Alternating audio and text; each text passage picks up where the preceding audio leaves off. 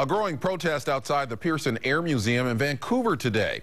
That's where neighbors gathered to protest the closing of the neighborhood landmark after a dispute between the museum owner and its operator. KOIN Local 6 reporter Jessica Morkert joins us live from the museum. And Jessica, a lot of upset people about this. That's right, Ken, and the future of this museum is still uncertain. Still, there are many that are hopeful that the players involved here can come to some sort of agreement. We are part of aviation history that is over 100 years old in this area, and they are the keepers of that history. Protesters gathered outside the Pearson Air Museum in Vancouver Saturday.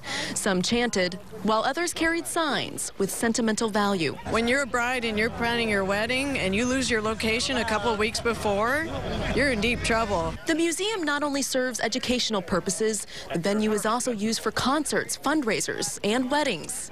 Diane Green Hartley got married here last year. It's one of the few larger locations with a larger floor room for dancing that there is in Vancouver, and that's been lost to our community. We've come a long way.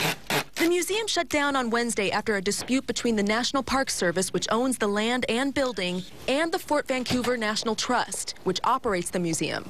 The Park Service wanted the museum in scheduling under the control of a superintendent with a focus on history.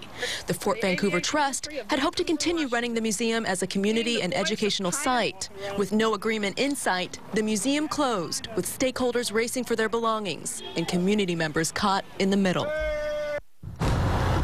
And back here live now, the National Park Service has said that they would still like to hold events here at the museum, but again, the future of the museum is uncertain. Some of the protesters who we spoke to today say they plan to write Congresswoman Jamie Herrera Butler to see if she can facilitate some sort of agreement here.